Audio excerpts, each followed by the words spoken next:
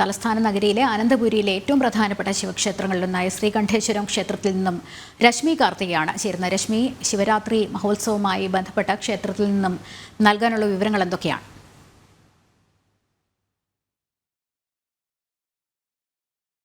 ലക്ഷ്മി, രാവിലെ തന്നെ വലിയ തിരക്ക് ഈ ശ്രീകണ്ഠേശ്വരം ക്ഷേത്രത്തിൽ അനുഭവപ്പെടുന്നുണ്ട്. എനിക്ക് പിന്നിൽ കാണുന്നത് ഒരു നീണ്ട ക്യൂ ആണ്. ക്ഷേത്ര ദർശനത്തിനുള്ള തിരക്കാണ് നമുക്ക് കാണാൻ കഴിയുന്നത്. വളരെ പ്രധാനപ്പെട്ട ഒരു ദിവസമാണ് ഇന്ന്. മഹാദേവൻ ഏറ്റവും പ്രിയപ്പെട്ട 8 വ്രതങ്ങളിൽ ഒന്നാണ് മഹാശിവരാത്രി. ഏറ്റവും കൂടുതൽ ആളുകൾ എത്തുന്ന, ശിവരാത്രി വ്രതം അനുഷ്ഠിക്കുന്നതിന് വേണ്ടി ഏറ്റവും കൂടുതൽ ആളുകൾ എത്തുന്ന ക്ഷേത്രങ്ങളിൽ ഒന്നുകൂടിയാണ് ശ്രീകണ്ഠേശ്വരം ക്ഷേത്രം. അതോടൊപ്പം തന്നെ ഇവിടെ ഒരുക്കങ്ങളെല്ലാം ഈ ശിവരാത്രിക്ക് വേണ്ടിയുള്ളത് പൂർത്തിയായിട്ടുണ്ട്. തിരുമല, ചെങ്കള്ളൂർ, തളിയിൽ മഹാദേവ ക്ഷേത്രങ്ങളിലും ഇവയൊക്കെ തന്നെ തലസ്ഥാനത്തെ ഏറ്റവും പ്രധാനപ്പെട്ട ശിവക്ഷേത്രങ്ങളാണ്. അതോടൊപ്പം ജില്ലയിലെ മറ്റ് പ്രമുഖ ക്ഷേത്രങ്ങളാണ് ആഴിമല, വെഞ്ഞാറമൂട്, മാണിക്കോട് ശിവക്ഷേത്രം, ഉഴമലയ്ക്കൽ, കുര്യാത്തി മഹാദേവ ക്ഷേത്രം. ഇവിടങ്ങളിലെല്ലാം തന്നെ ഒരുക്കങ്ങൾ പൂർത്തിയായിട്ടുണ്ട്. നമുക്ക് ദൃശ്യങ്ങളിൽ കാണാൻ കഴിയുന്നത് ക്ഷേത്ര ദർശനത്തിനുള്ള ക്യൂ ആണ്. വലിയ നീണ്ട ക്യൂ കാണാൻ കഴിയുന്നുണ്ട്. കാരണം ഇന്ന് വലിയ തിരക്ക് ക്ഷേത്രത്തിൽ അനുഭവപ്പെടുന്നു. ഇന്ന് പ്രത്യേക വഴിപാടുകളും മറ്റും ഉണ്ട്.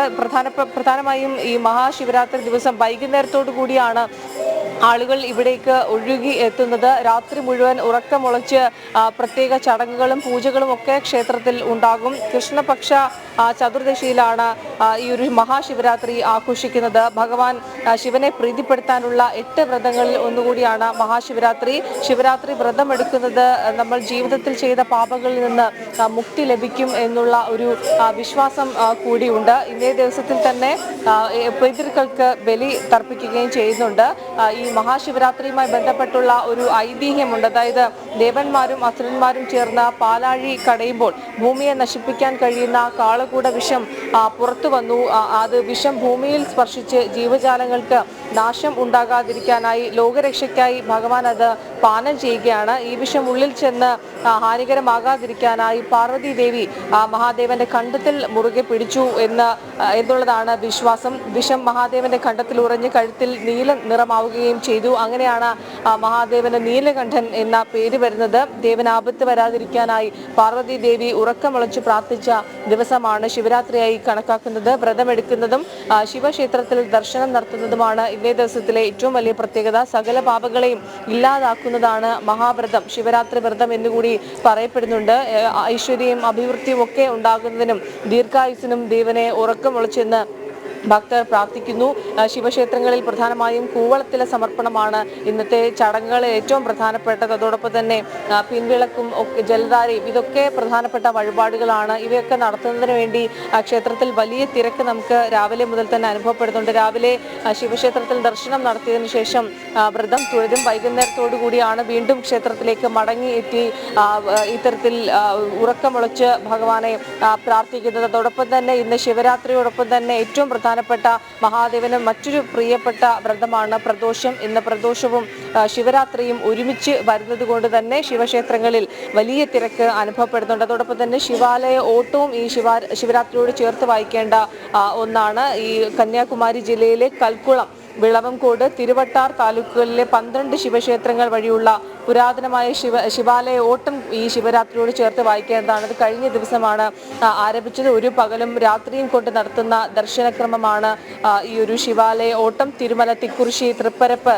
തിരുനിക്കര, പൊന്മന, പന്നിപ്പാകം, കൽക്കുളം, മേലാങ്കോട്, തിരുവിടക്കോട്, തിരുവിതങ്കോട് തുടങ്ങിയ ക്ഷേത്രങ്ങൾ, ഈ 12 ശിവക്ഷേത്രങ്ങളിലാണ് ഇത്തരത്തിൽ ഈ ഒരു ശിവാലയ ഓട്ടം നടത്തുന്നത്. 110 കിലോമീറ്റർ ചുറ്റളവിൽ സ്ഥിതി ചെയ്യുന്ന ക്ഷേത്രങ്ങളിൽ കാൽനടയായി ദർശനം നടത്തുന്നതാണ് ശിവാലയ ഓട്ടം എന്നുള്ള വഴിപാട്.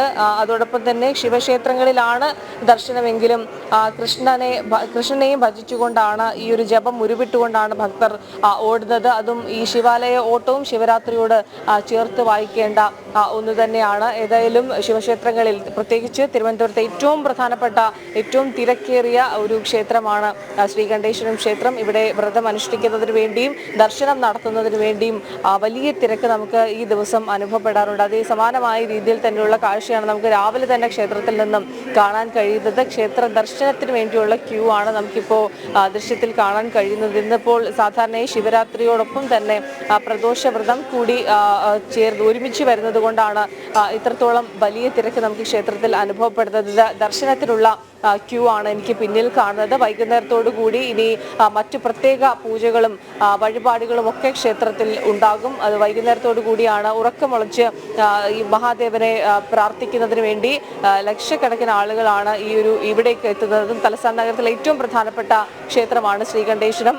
വലിയ തിരക്ക് നമുക്ക് വൈകുന്നേരത്തോടു കൂടി ഇവിടെ കാണാൻ കഴിയും. ഇപ്പോൾ രാവിലെ തന്നെ ദർശനത്തിനുള്ള ക്യൂ ആണ് എനിക്ക് പിന്നിൽ കാണുന്നത്. രശ്മി, നമുക്കറിയാം തെക്കൻ കേരളത്തിൽ തന്നെ ഏറ്റവും പ്രസിദ്ധമായ ശിവക്ഷേത്രങ്ങളിൽ ഒന്നാണ്. പൊതുവിൽ അവിടെ വലിയ ഭക്തജന തിരക്കാണ് മഹാദേവനെ ദർശിക്കാനും അനുഗ്രഹം തേടാനുമായി. ഇന്ന് ശിവരാത്രി കൂടി കണക്കിലെടുത്തുകൊണ്ട് വലിയ ഭക്തജന തിരക്ക് രാവിലെ തന്നെ അനുഭവപ്പെടുന്ന സാഹചര്യം. പകൽ സമയങ്ങളിൽ ഈ ദർശന സമയവുമായി ബന്ധപ്പെട്ട എന്തെങ്കിലും പ്രത്യേക ക്രമീകരണങ്ങളുണ്ടോ?